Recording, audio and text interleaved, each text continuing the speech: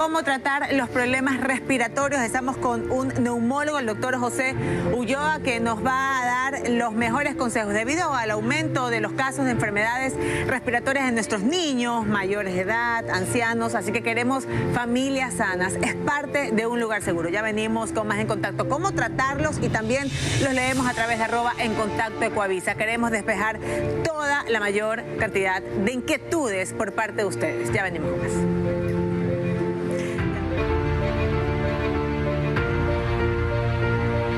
Tratar los problemas respiratorios los vamos a despejar con el doctor José Ulloa, neumólogo. Doctor, ¿cómo está? Bienvenido, buenos días. Gracias, muy amable por su amable invitación, sinceramente muy contento. Gracias, doctor. Primero, hagamos un análisis de lo que está ocurriendo hoy en día. Ha habido un aumento de casos en niños en enfermedades respiratorias. ¿A qué se debe esto? Ya, es un fenómeno netamente climático. En este momento en América del Sur, en la zona muy sur, Argentina, Chile, tenemos una helada. Correcto. Y el fenómeno del niño. Todo se debe al calentamiento global. Entonces, esta corriente de frío se mantuvo y se sigue manteniendo en el sur y va ascendiendo. Y la corriente del niño, que es un fenómeno realmente caliente, y ya está documentado la temperatura en el mar, que aumentó 1 grado y va a 1,5, trae problemas. El problema es calentamiento global. ¿Qué es lo que hace el calentamiento global? Por ejemplo, en Guayaquil, zona de ríos, zona de humedales. ¿Qué pasa? Hay un bicho, le digo yo bicho, que es un ácaro, agregado a la contaminación ambiental y los cambios de temperatura. ¿Cuál es el precio en el Ecuador, en Guayaquil, de los cambios de temperatura? Que prendemos el aire acondicionado. Correcto. Y salimos a la calle, que es nuestro hábito natural, que es caliente. Cae una llovina y la humedad. Nosotros, guayaquileños, no estamos adaptados a estos cambios abruptos de temperatura. El pequeño paciente y el adulto mayor son los grandes sensibles a este fenómeno climático y por ende patología respiratoria. Ahora, doctor, con lo que usted me acaba de decir me surge un interrogante. ¿A qué situación nos enfrentaremos cuando ya el fenómeno del niño esté ya en nuestro país? Porque se habla mucho que viene, pero cuando ya esté, entonces ¿cómo será todo esto? El fenómeno del niño es una palabra, un concepto, pero ya tenemos el cambio climático. Estamos viviendo el fenómeno del niño, no dicho por mí, sino por los elementos anatómicos, perdón, los elementos climatológicos. Correcto. Que está en la información. Pasa que a veces uno dice, ¿qué es fenómeno del niño? Lo que vimos hace años, ¿no? Ya estamos, ya la temperatura en el mar está caliente. Ya estamos, hay que tomar medidas preventivas, decisiones necesarias, doctor. ¿Es lo mismo enfermedades respiratorias en los niños o en los adultos? ¿Son las mismas sintomatologías? El pequeño niño tiene la pequeña vía aérea, por ende el cambio climatológico y el cambio anatómico, o sea, si tengo una vía aérea muy chiquita y un poquito de moco, trillamos. Ok, y ahí justamente, doctor, tenemos los síntomas que los quiero ir leyendo de la mano junto a usted para que la ama de casa tenga mucho más claro. Síntomas: nariz, obstrucción nasal, secreción nasal, tos, dolor torácico, falta de aire, asociación de comorbilidades. En la vía aérea inferior, dolor, más flema, más fiebre, dificultad de respirar y hemoptisis. Doctor, su apreciación, por favor. Correcto. Hace muchos años un médico expositor decía, ¿cuál es el elemento más cerca al medio ambiente? La nariz, un mecanismo de defensa. Y otro le agregó, es una extensión del pulmón hacia el medio ambiente. Wow. Por ende, ¿qué va a pasar?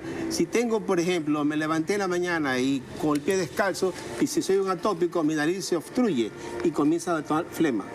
Si a eso le agregamos contaminación ambiental, si a eso le agregamos un cambio, una agresión viral. Por ejemplo, nosotros ahora en estadística del MSP tenemos un brote de coronavirus. Pero uno dice, no, el coronavirus de Wuhan. No. Hay mucho linaje de coronavirus. Hay muchos agresores que son sintomatologías sencillas, de fácil manejo. El problema se llama que si el niño hablemos de 3 meses de nacido, o hablemos de 6 meses, su vía aérea es pequeña. Correcto. Y vamos con la extensión.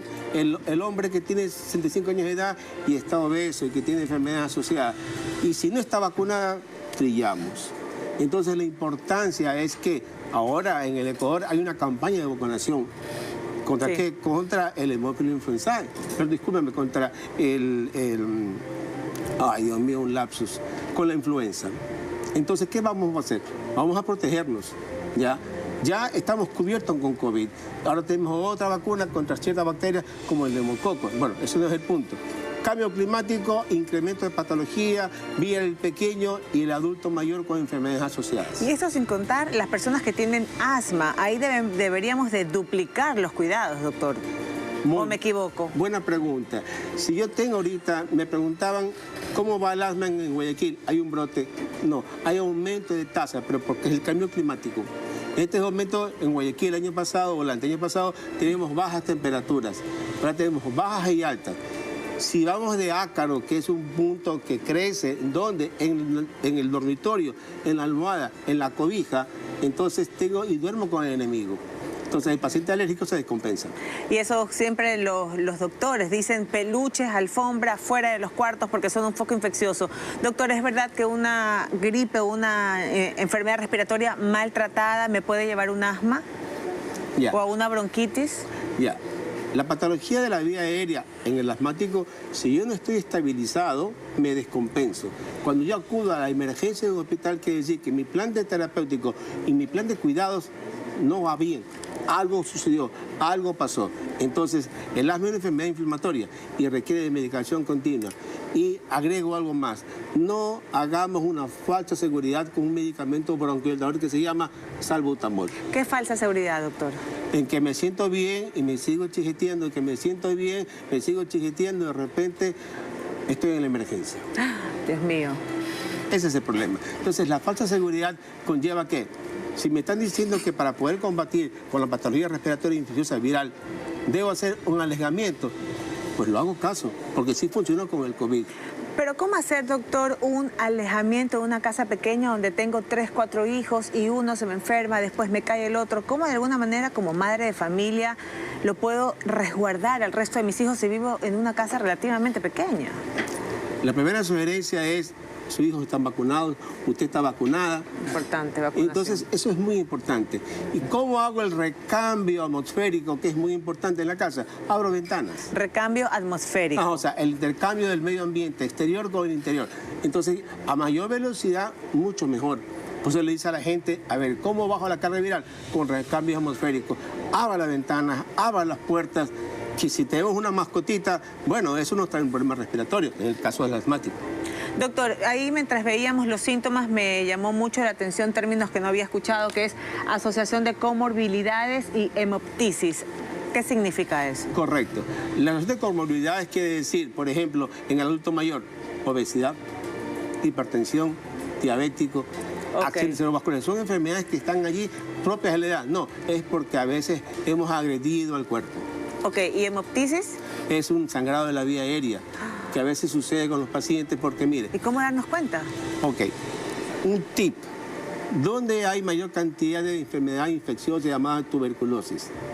En el Ecuador, la provincia de Guaya. En la provincia de Guaya, Guayaquil. Eso dice nuestra epidemiología con números estadísticos. Entonces, la infección por micobacteria a veces pasa desapercibida por el mecanismo de defensa que tiene el cuerpo. Entonces, si yo tengo una infección que nos agrega a la comunidad, por ende, la mayor causa de sangrado es TB. Wow. Doctor, 2 inquietudes que parten también de nuestras amas de casa a través de @en contacto Coavisa. Mi hijo ya cayó con enfermedades respiratorias. ¿Qué debo hacer? Y también cómo debo prevenirlas. Eso lo estaremos ampliando con el doctor neumólogo José Ulloa. Ya venimos con más En Contacto. ¿Cómo tratar los problemas respiratorios? Lo estamos tratando con el doctor neumólogo José Ulloa. Doctor, tengo un familiar que tiene problemas respiratorios en casa o incluso soy yo. ¿Qué es lo primero que debo de hacer? Bueno, ante todo pensar que la vía aérea se inunda de secreciones y tenemos que ayudar a abrir la vía aérea y hacer expulsar la secreción. ¿Cómo se logra eso? Con broncodilatadores, con nebulizaciones asociados a fármacos broncodilatadores y agua. A veces nosotros tenemos la mala costumbre de no hidratarnos. Correcto. Y le pongo un ejemplo, la secreción es como el almidón, muy suave o muy pegostre.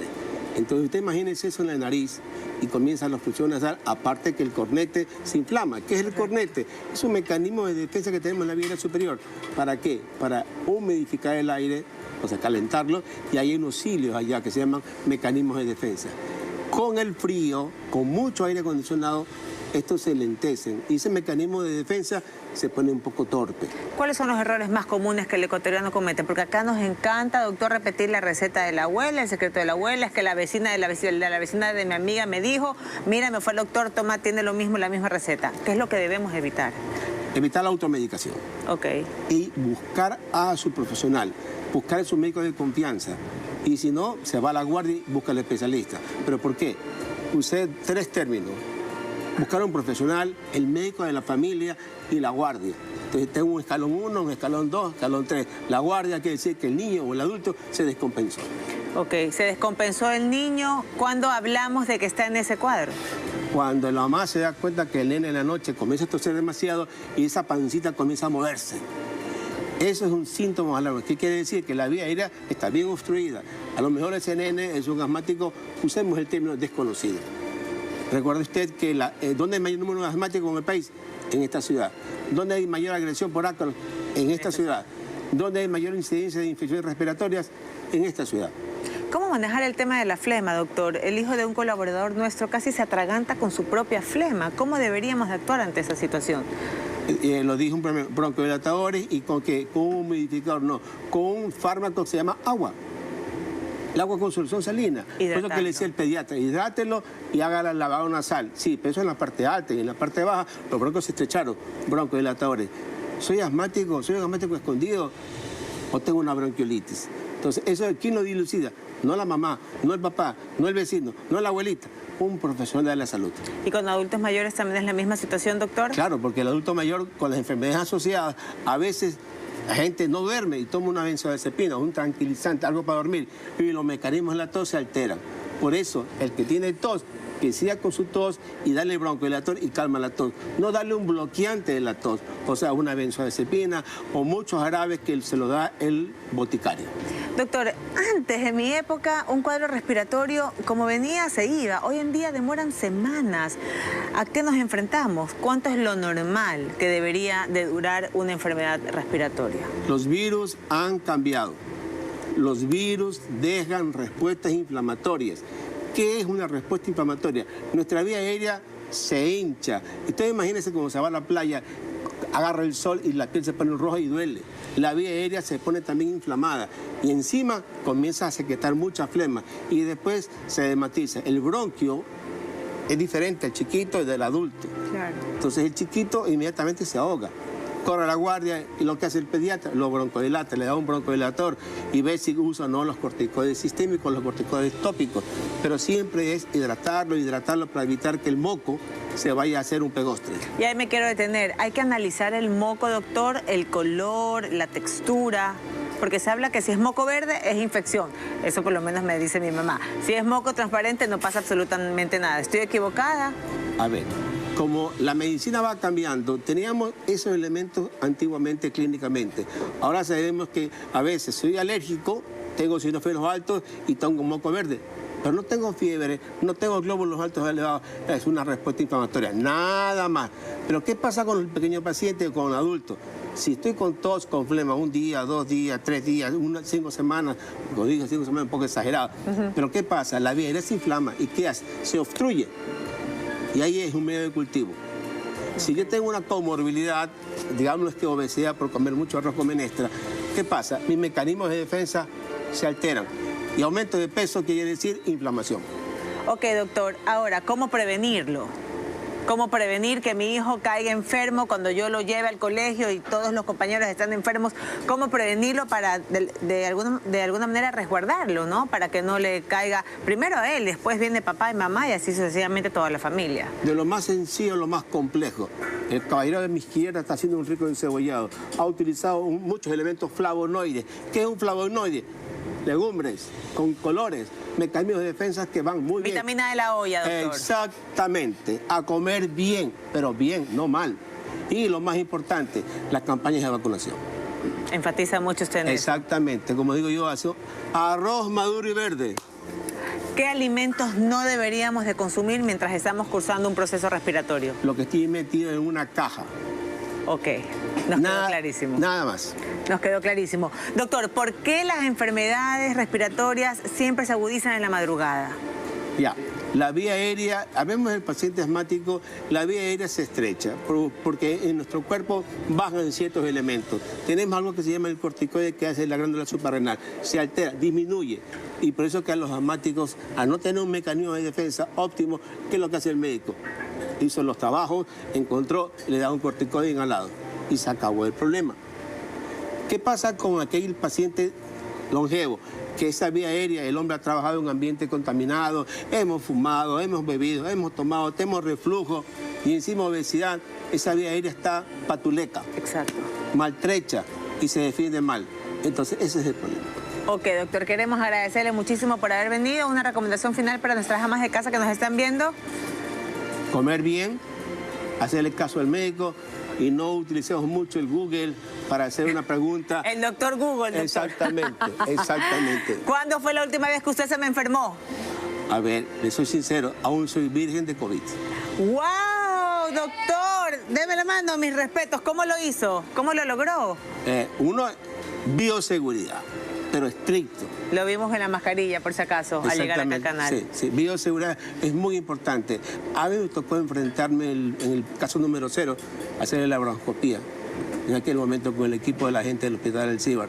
Me dijo, ¿no tienes miedo? No, le digo, no es que no tenga miedo. Yo soy ser humano, pero hay que hacerle un diagnóstico. Hicimos una laparoscopía. Ahí vino el diagnóstico. El paciente cero. Doctor, muchísimas gracias por haber venido. Nos encantó conversar con ustedes. También estos espacios son importantes para traerles las mejores recomendaciones por parte de especialistas que están ahí en el día a día. Siempre hemos reafirmado que En Contacto es tu lugar seguro y se logra también únicamente teniendo salud dentro del hogar. Doctor, muchísimas gracias. No, han aumentado los casos en el consultorio. Vaya, porque nuestros pacientes no esperan. Espero conversar con usted próximamente. Gracias. Pero todavía no se me vaya. Mientras tanto, Virginia.